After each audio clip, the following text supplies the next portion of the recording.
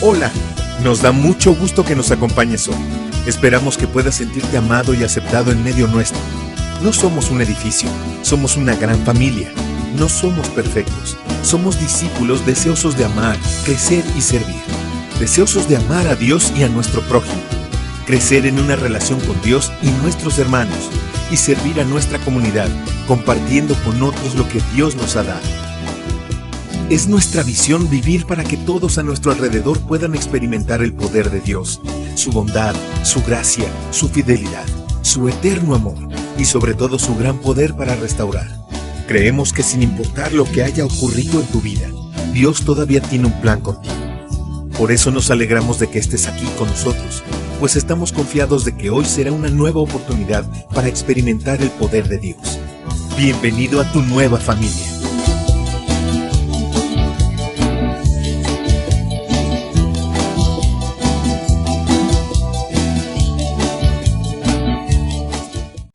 Hermanos, muy buenos días, que el Señor les bendiga. Me es un placer, me es un gozo volver a saludarlos. Espero que se encuentren bien, de salud, que es mi deseo. Vamos a iniciar nuestro culto de esta mañana y vamos a leer una porción de la palabra de nuestro Dios que dice así. Te exaltaré, mi Dios, mi Rey, y bendeciré tu nombre eternamente y para siempre. Cada día te bendeciré. Y alabaré tu nombre eternamente y para siempre. Grande es Jehová y digno de suprema alabanza, y su grandeza es inescrutable. Vamos a orar. Padre bendito, gracias Señor, porque tú eres digno de alabanza, tú eres digno, Señor, de adoración, porque solamente tú eres el único Dios verdadero. Y en esta mañana, Señor, nuestro propósito es alabarte. Nuestro propósito también, Señor, es escuchar tu palabra, que tú nos hables, Señor, a nuestro corazón, que tú nos hables, Señor, para que podamos ser hacedores de tu palabra. Gracias, Señor, por este tiempo. Glorifícate, pues es nuestro propósito glorificar y bendecir tu santo nombre. Toma este tiempo, Señor, y cumple el propósito por el cual tu palabra va a ser expuesta. En el nombre de Jesús. Amén. Vamos a dar tiempo para unas alabanzas. Les invito a que junto con nosotros puedan alabar y glorificar el nombre de nuestro Dios.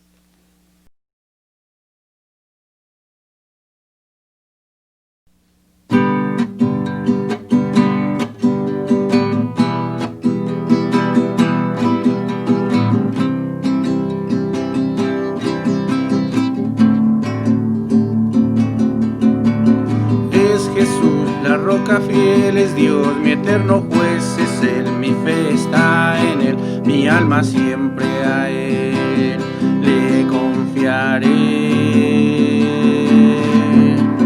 Es Jesús, la roca fiel es Dios, mi eterno juez es Él, mi fe está en Él, mi alma siempre a Él le confiaré.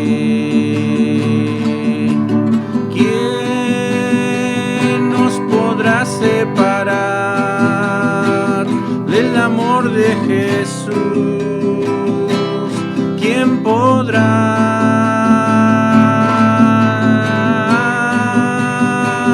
¿Acaso aflicción, tribulación o dolor, angustia o temor? Es Jesús, la roca fiel es Dios, mi eterno juez es Él, mi fe está en Él, mi alma siempre a Él le confiaré. Es Jesús, la roca fiel es Dios, mi eterno juez es Él, mi fe está en Él, mi alma siempre a Él le confiaré.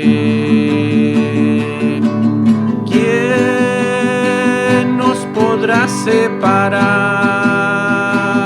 del amor de Jesús. ¿Quién podrá?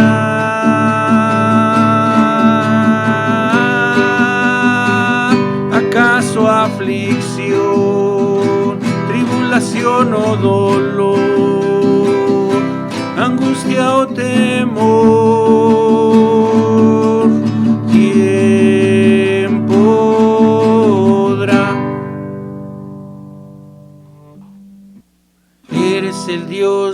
amor.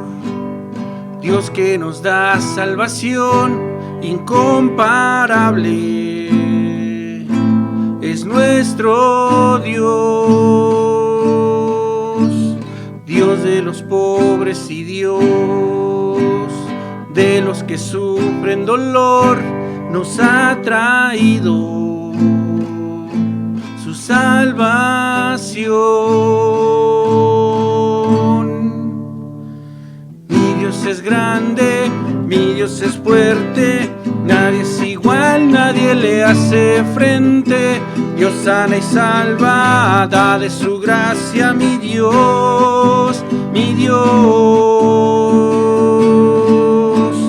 Dios de consuelo y de paz, misericordia y perdón, Dios de justicia y Dios de paz. Mi Dios es grande, mi Dios es fuerte, nadie es igual, nadie le hace frente. Dios sana y salva, da de su gracia, mi Dios, mi Dios.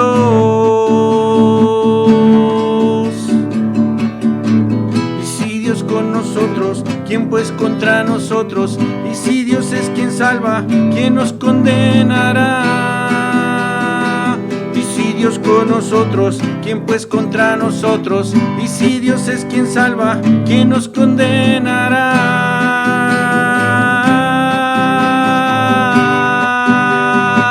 ¿Quién nos condenará? Mi Dios es grande, mi Dios es fuerte, nadie es igual, nadie le hace frente. Dios sana y salva, da de su gracia, mi Dios, mi Dios. Mi Dios es grande, mi Dios es fuerte, nadie es igual, nadie le hace frente. Dios sana y salva, da de su gracia, mi Dios, mi Dios.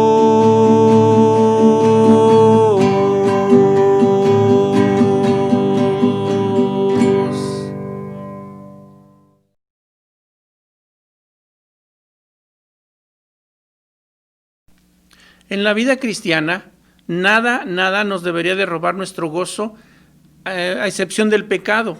Obviamente una persona cuando cae en pecado, lo primero que hace es que ese gozo se va y para volver a retomarlo cuesta muchísimo trabajo. Es cierto que Dios nos perdona, sin embargo ese gozo tarda bastante para volverse a retomar. Pero también hay otras circunstancias que provocan que ese gozo de repente se vaya o ese gozo se venga abajo. Y es que hay situaciones que nos hacen reaccionar de mala manera y ese gozo, como les digo, se viene abajo. Los creyentes a veces resultan especialmente afectados cuando ese tipo de situaciones ocurren de improviso. Hablo de problemas financieros, problemas en la familia, problemas en el trabajo, en donde quiera. Es decir, problemas que de repente llegan a nuestra vida y si nosotros no respondemos bien, provocan que ese gozo se termine. Por lo general, reaccionamos, número uno, con ira, con duda, con desconfianza, con temor, con autocompasión, a veces con ingratitud, o nos quejamos. Estos acontecimientos que no son causados por algún tipo de pecado, provocan muchas veces respuestas muy desagradables que nos roban ese gozo. Entonces, son dos situaciones. La primera, por pecado no podemos alegar nada. La segunda, por situaciones adversas que vienen a nuestra vida, podemos tal vez a lo mejor mediar y tratar de tener buenas respuestas. Y en este pasaje en particular, vamos a ver cómo responder a eso. Vamos a aprender dos lecciones. Número uno, a vivir con gozo a pesar de las pruebas. Y número dos, vivir con gozo a pesar de las personas que nos llevan la contraria o que siempre están tratando de aprovechar nuestras malas rachas o nuestras circunstancias malas para ellos tratar de sobresalir o incluso hacer sentirnos menos a nosotros. Y el pasaje que nos ocupa abarca de Filipenses capítulo 1, versículos 12 al versículo 18. Y la primera lección que tenemos habla acerca de vivir con gozo a pesar de las circunstancias o a pesar de las pruebas. Y esto abarca del versículos 12 al versículo 14. Quiero que sepáis, hermanos, que las cosas que me han sucedido han redundado más bien para el progreso del Evangelio, de tal manera que mis prisiones se han hecho patentes en Cristo en todo el pretorio y a todos los demás. La mayoría de los hermanos, cobrando ánimo en el Señor con mis prisiones, se atreven mucho más a hablar la palabra sin temor. En un principio hemos visto que el apóstol Pablo en su carta le escribe a los filipenses y les habla acerca del interés que tiene por ellos y cómo ora por ellos. Pero ahora vamos a ver en esos pasajes que él habla de manera personal o su situación personal. Probablemente los hermanos se hayan preguntado, platícanos cómo te está yendo, cómo estás en ese lugar. Ahora, en estos pasajes es lo que vamos a ver cómo él les responde. En cuanto a mí, en lo que a mí me compete, lo que me está pasando a mí es lo siguiente. Por eso les dice, quiero que sepan, hermanos, lo que me está ocurriendo. Y en este caso, si notan, dice, quiero que sepan, hermanos, que las cosas que me han sucedido han redundado más bien para el progreso del Evangelio. En la vida cristiana no hay cosas que Dios no tenga el control, es decir, no hay accidentes ni imprevistos en los planes que le competen a Dios. Todo lleva un control específico por parte de Dios y eso debe ser una lección muy buena para nosotros, porque quien tiene el control de nuestra vida es Dios. A veces nos surgen situaciones que no entendemos, pero saben una cosa, Dios tiene el control. Dios sabe por qué camino nos está llevando y podemos discutir o alegar mucho acerca de eso. Y eso, como digo en un principio, si no respondemos bien a esas circunstancias adversas, vamos a responder mal y va a robar nuestro gozo, ese gozo que Dios ha puesto en nosotros. Y eso va a también provocar que nos frenemos, nos inmoviliza, nos entristece y nos hace perder el tiempo mientras tratamos de explicarnos por qué me pasó a mí, por qué precisamente en este momento, por qué no le pasa a los demás y por qué a mí. Y nos las pasamos quejando simplemente y perdemos tiempo en eso. Si Dios utilizó la experiencia del apóstol Pablo para enseñarnos a nosotros cómo debemos reaccionar ante el sufrimiento, pues aprovechémoslo. A pesar de que las circunstancias sean las peores, de verdad, hay veces que no entendemos qué está pasando, pero Dios sí sabe qué es lo que está ocurriendo.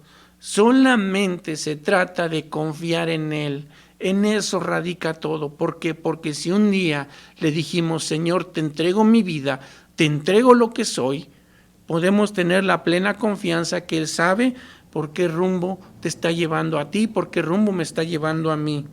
Dios puede, como lo hizo con el apóstol Pablo, usar esa experiencia de privación física y de aislamiento como el que estamos viviendo nosotros. Nos mantienen aislados. Yo sé que algunos salimos o algunos están saliendo a hacer algunas cosas en la calle o algunos a su trabajo.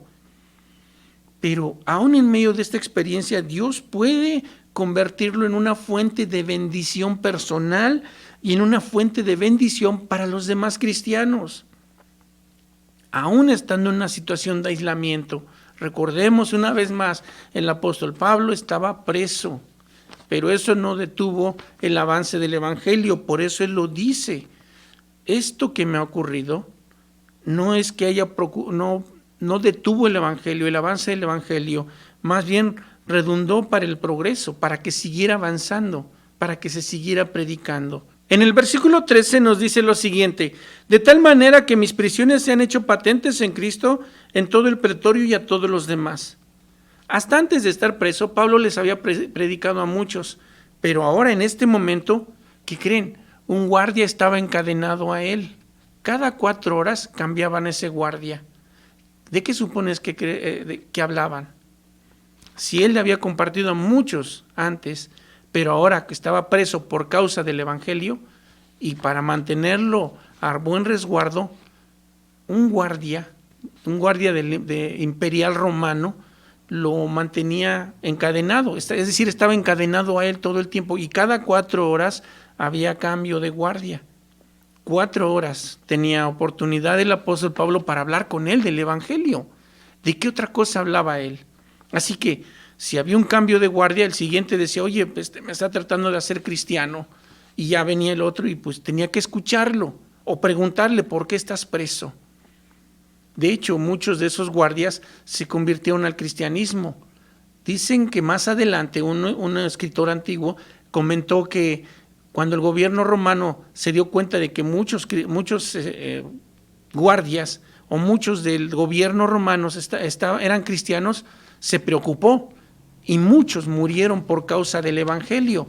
¿Quién provocó eso? Pablo, porque él aprovechó ese momento. Su encarcelamiento le permitió llevar el evangelio a la casa del emperador romano. Miren, en ese entonces el emperador romano, al que le llamaban el César, era considerado Dios.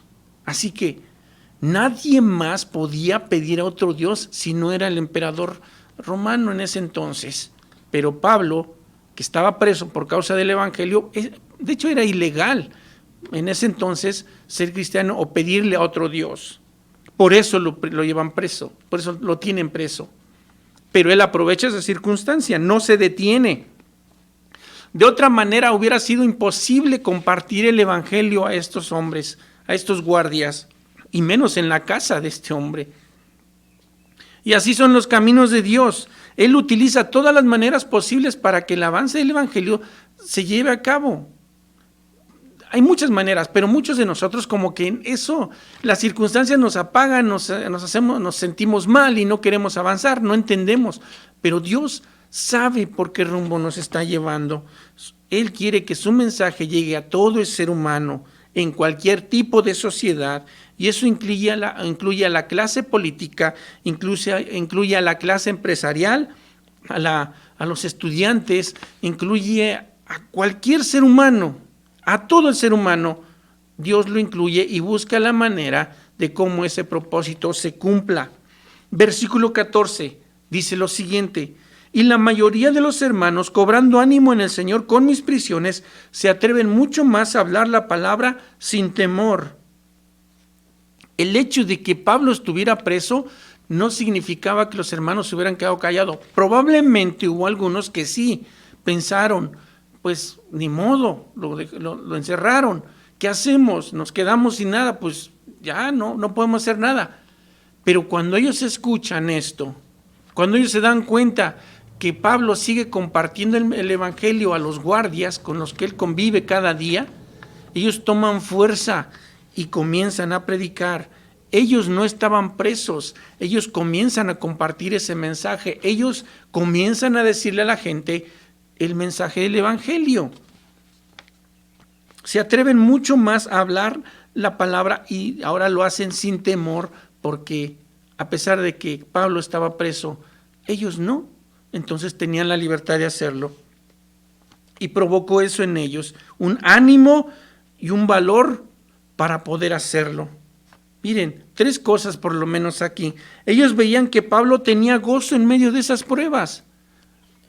No veían tristeza en Pablo, entonces vieron eso. ¿Qué ven las personas en ti cuando hablas del evangelio o las circunstancias que te pasan? ¿Qué ven? ¿Cómo te ven? ¿Te ven con gozo o te ven triste, apagado, desilusionado, amargado? ¿Cómo te ven? Número 2, ellos miraban que Dios se encargaba de Pablo en tales circunstancias. ¿Quién estaba resguardándolo? Dios. Dios era el que estaba encargado de él en ese lugar. Dios permitió que ocurriera eso, bueno, ahí está, pero para un propósito. Y en tercer lugar, ellos veían que Dios todavía podía usar a Pablo a pesar de que estaba preso. Las circunstancias que nos estén rodeando no nos van a impedir compartir el evangelio, no deberían. Al contrario, deberíamos buscar las maneras de cómo compartir. Muchos como que se cerraron los templos y bueno, ¿y ahora qué hacemos? Bueno, comienza a usar tu creatividad, comienza a ver de qué manera puedes compartir el evangelio con tus compañeros o con las personas que nos rodean. Muchos nos encerramos en eso y dijimos, bueno, se acabó, no hay más reuniones, pues ni modo, ya no hay más que hacer.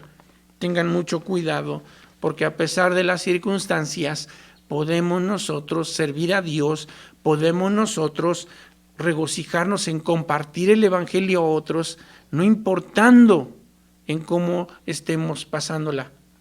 ¿Por qué? Porque Dios tiene cuidado de nosotros y esa es la confianza que podemos tener en Él.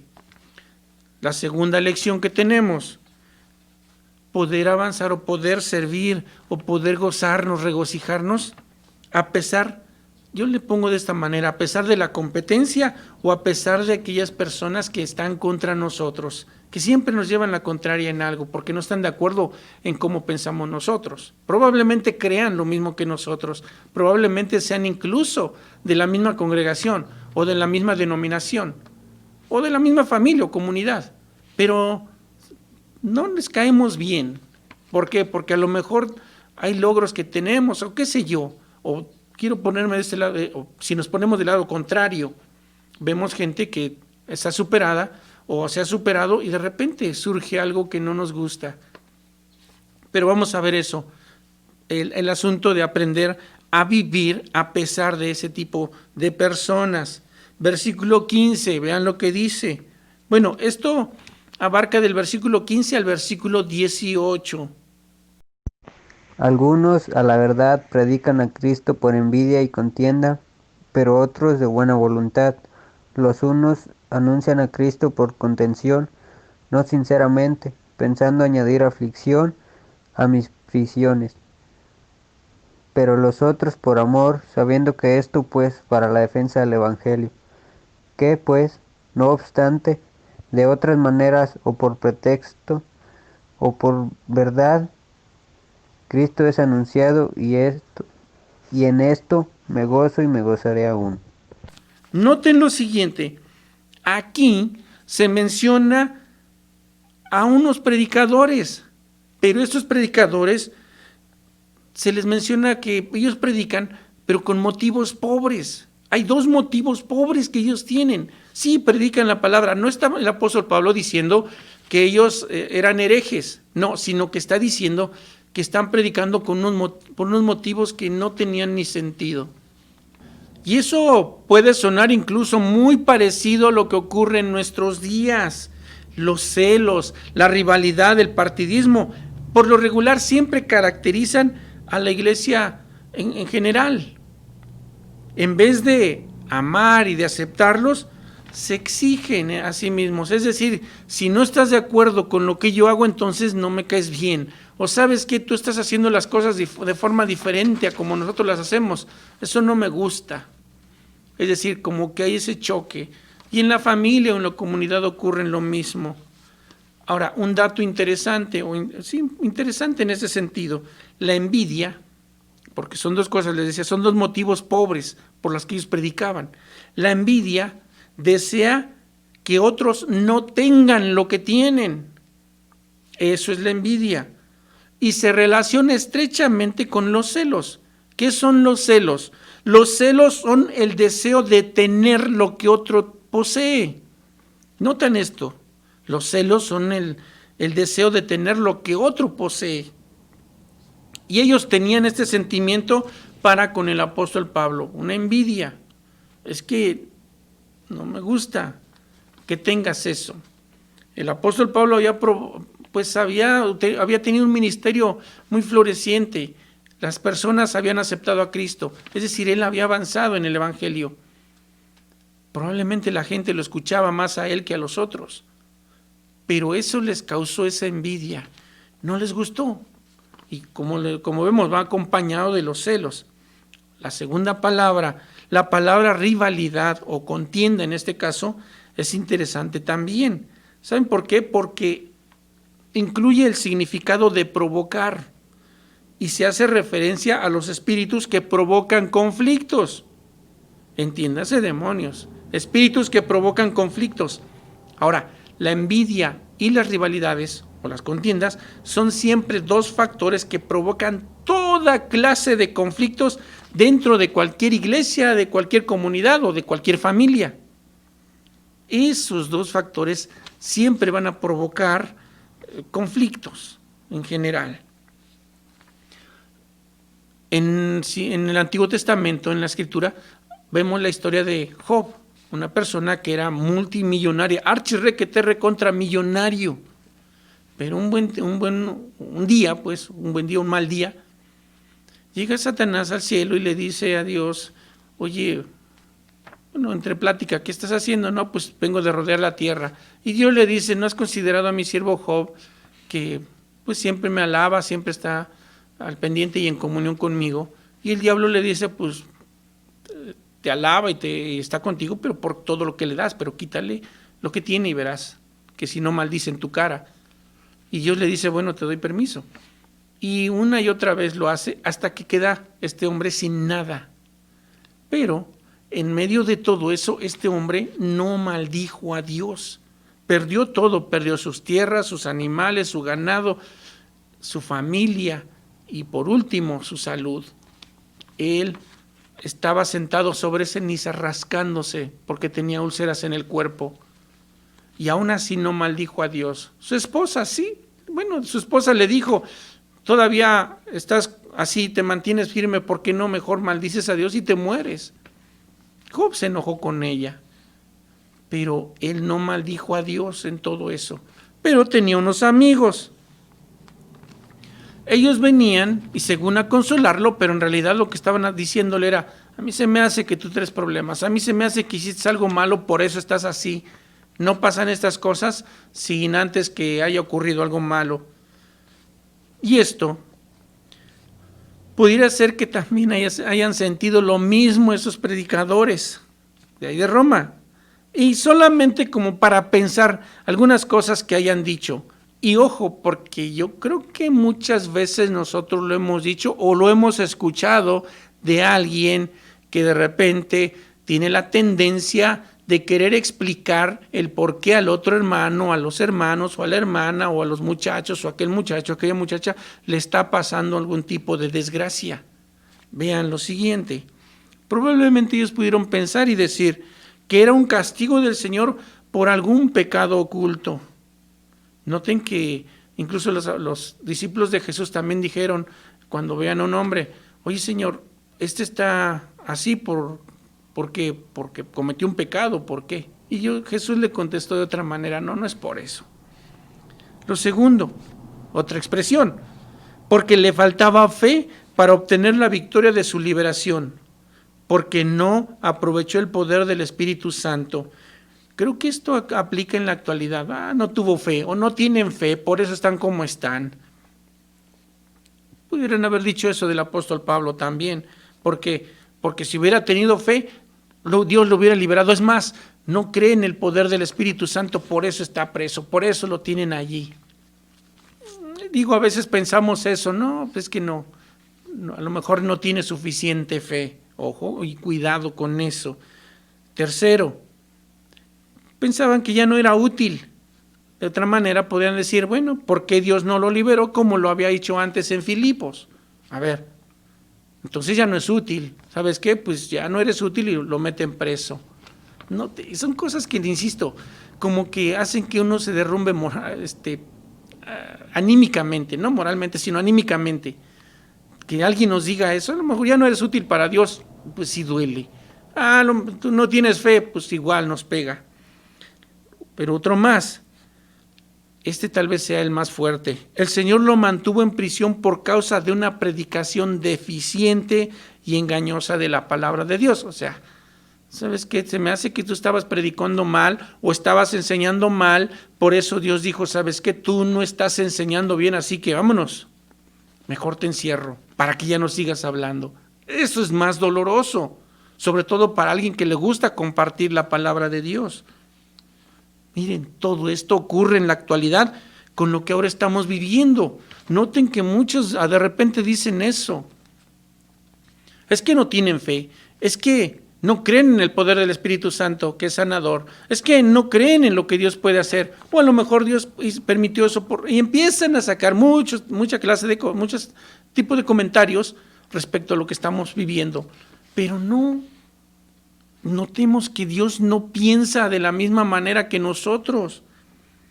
Aquí, en medio de todo esto, hay algo que da satisfacción, que otros predican el evangelio de buena voluntad, independientemente de lo que estos predicadores, que también están predicando, pero que en medio de su predicación también dicen cosas como eso, atacando a otros ministros, o a otros pastores, otras personas que también tienen la misma fe, pero lo están haciendo con esos motivos. Pero hay otros hermanos que están predicando de buena fe, de buena voluntad. Ahora, al igual que la envidia y la contienda, o que decíamos la rivalidad, la buena voluntad se relaciona con el motivo. Y en este caso, el motivo es correcto. ¿Cuál es el motivo que ellos tienen? Es la buena voluntad, bueno, que es desear lo mejor para los demás.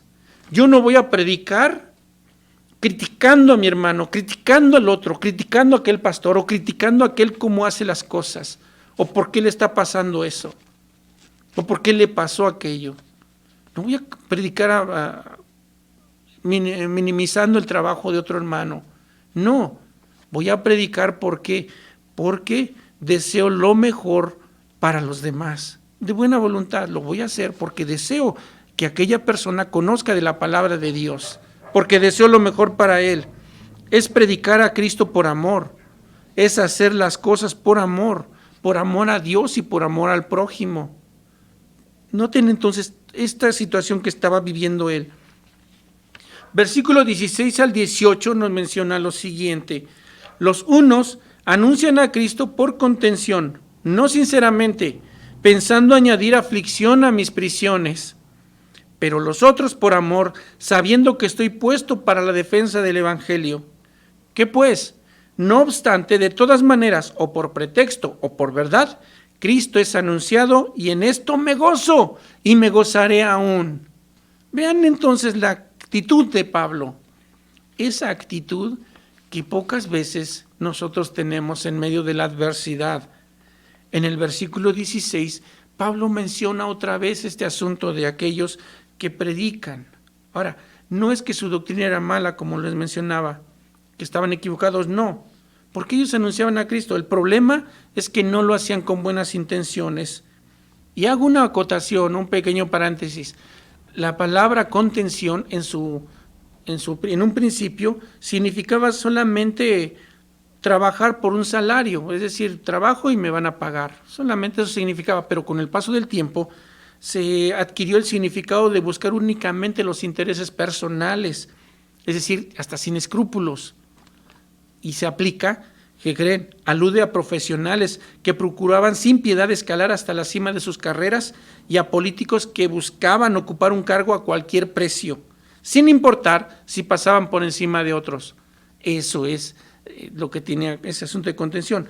Estas personas pensaban añadir aflicción a Pablo, es decir, vamos a predicar para que él vea que nosotros sí lo estamos haciendo, y afligir a Pablo con eso. Lo criticaban, lo acusaban sin razón, con el objetivo perverso de irritarlo. Eran crueles, querían desprestigiarlo y promocionarse a sí mismo. ¿No han visto personas así?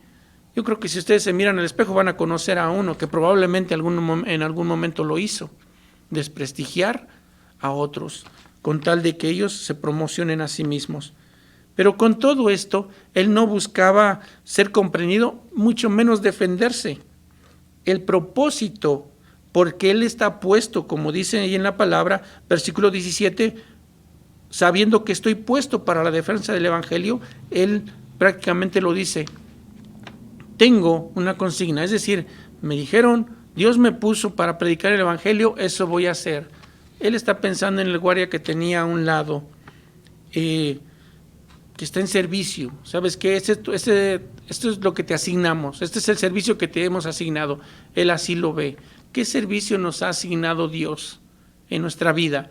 Y si lo hemos llevado a cabo o no, o si lo estamos llevando a cabo o no, a pesar de las circunstancias. Él era destinado para la defensa del evangelio. Ahí estaba, preso, pero su propósito, lo que Dios le había dicho a él que iba a hacer, era predicar el Evangelio, defender el Evangelio. Nosotros estamos en la misma circunstancia, compartir la palabra de Dios, decirles a las personas que hay esperanza en Cristo, hay esperanza en Él.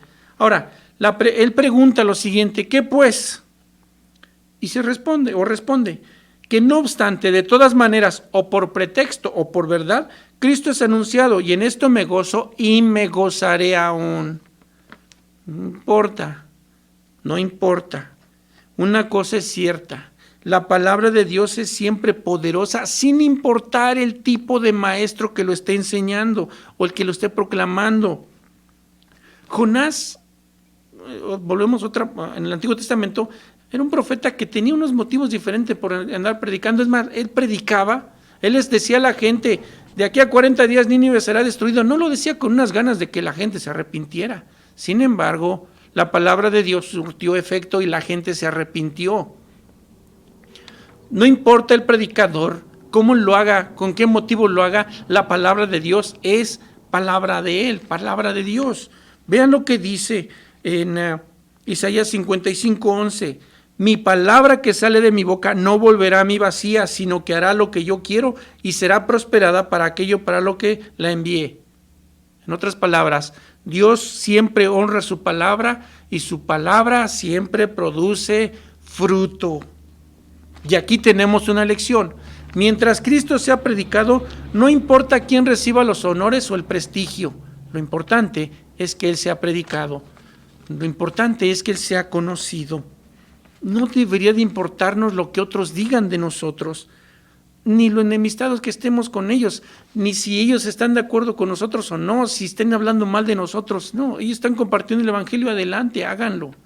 Los motivos, bueno, ya sabrán, cada quien va a entregar cuentas con Dios, pero la palabra de Dios, mientras sea predicada o compartida, adelante. Es frecuente que nosotros miremos a los demás o en otra persona como un enemigo porque hizo o porque nos criticó o porque no estuvo de acuerdo con nosotros. Algunos critican, no, pues es que están en las casas, no, es que en el templo, no, es que están en línea. ¿Cómo es eso? Y cosas así.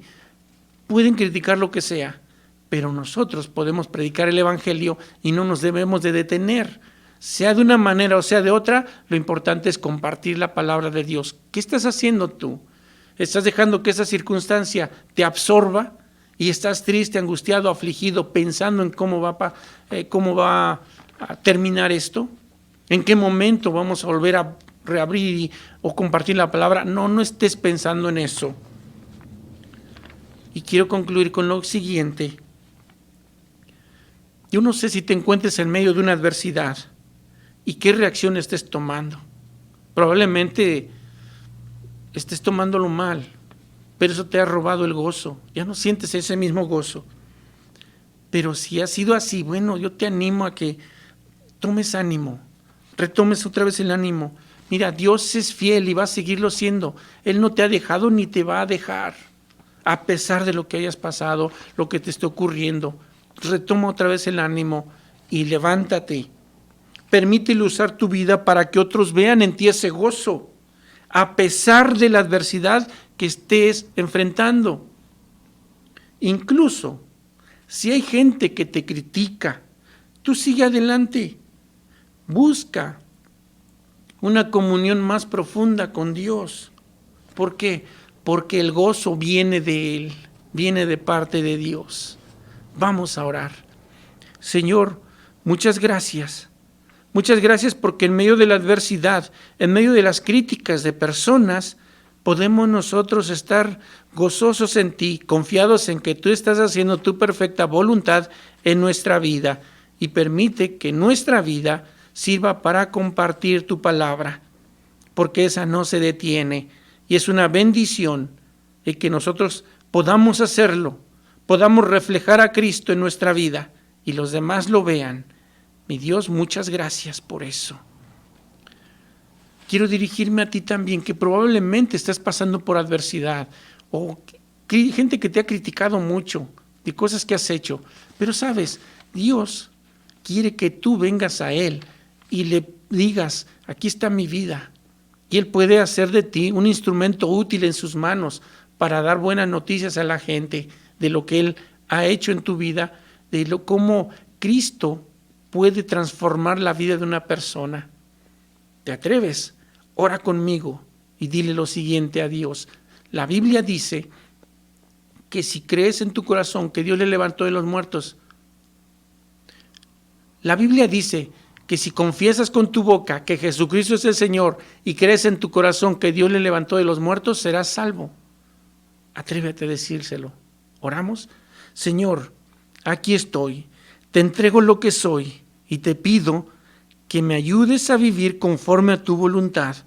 Me arrepiento y te pido perdón por mis pecados.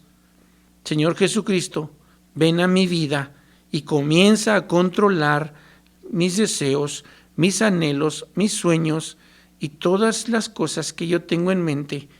Quiero vivir con gozo por amor de tu nombre y te doy gracias por esa oportunidad. Gracias, Dios. Y Señor, también te pido por mis hermanos, mis hermanas, los jóvenes, los niños, los adolescentes.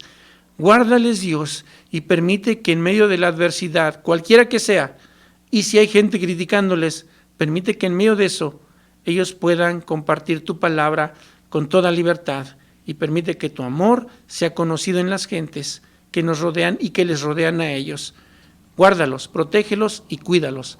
En Cristo Jesús te agradezco por ellos. Amén. Amén. Dios les bendiga. Cuídense mucho. Dios les guarde, les proteja y estamos orando por ustedes y que en medio de esta adversidad Dios les use a ustedes y puedan tener ese gozo en su mente, en su corazón y que las personas que los vean puedan escucharles. Dios les bendiga. Nos vemos en la siguiente ocasión.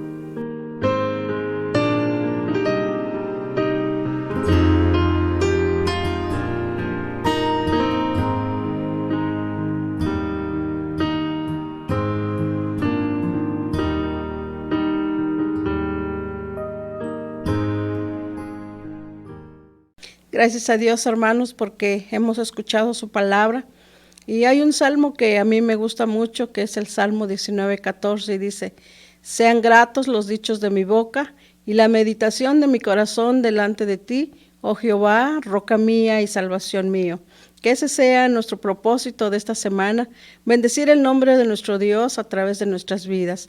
Que el Señor les bendiga, que el Señor les guarde y por favor sigan tomando las medidas necesarias. Vamos a orar. Padre bendito, gracias. Gracias, Señor, por tu palabra. Gracias, Señor, porque tú eres fiel. Gracias, Padre, porque yo sé, mi Dios, que has hablado a nuestro corazón. Padre, cumple tu propósito por el cual tu palabra ha sido expuesta.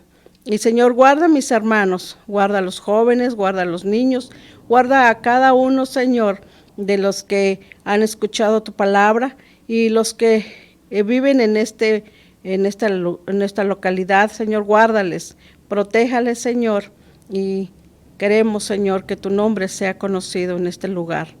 Rogamos, Padre, para que tú cumplas ese propósito en la vida, Señor, de los que estamos aquí, el anunciar tu palabra. Padre, gracias gracias por este tiempo. Te bendecimos, Señor, y te alabamos en el nombre de Jesús. Amén.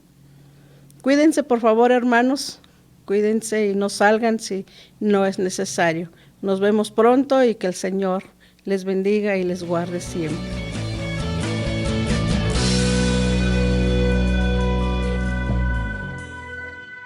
La Biblia dice: mi rey es el rey de los judíos, es el rey de Israel.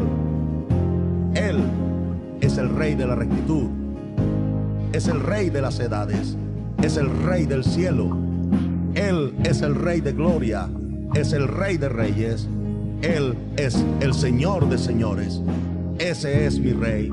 Y me pregunto si tú lo conoces. Mi rey es un rey soberano.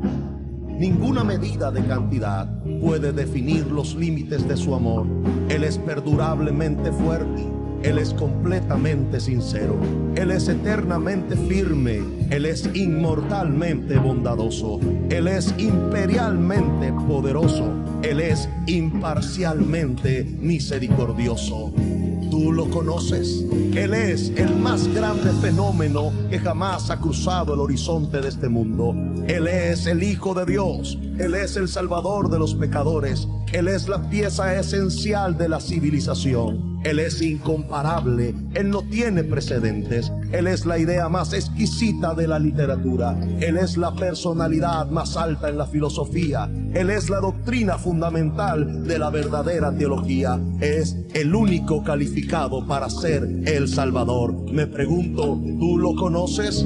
Él da fuerzas al débil. Él se solidariza y Él salva. Él fortalece y sostiene. Él guarda y Él guía. Él sana al enfermo. Él limpia a los leprosos. Él perdona a los pecadores. Él libera a los deudores. Él liberta al cautivo. Él defiende a los débiles. Él bendice al joven y Él sirve al infortunado. Él recompensa a los ancianos. Él recompensa al diligente. Él embellece a los mansos. Me pregunto, ¿tú lo conoces? Él es la llave del conocimiento. Él es la fuente de la sabiduría. Él es la puerta para la liberación. Es el camino de la paz. Es la vía a la rectitud. Él es la autopista a la santidad. Él es la entrada de la gloria.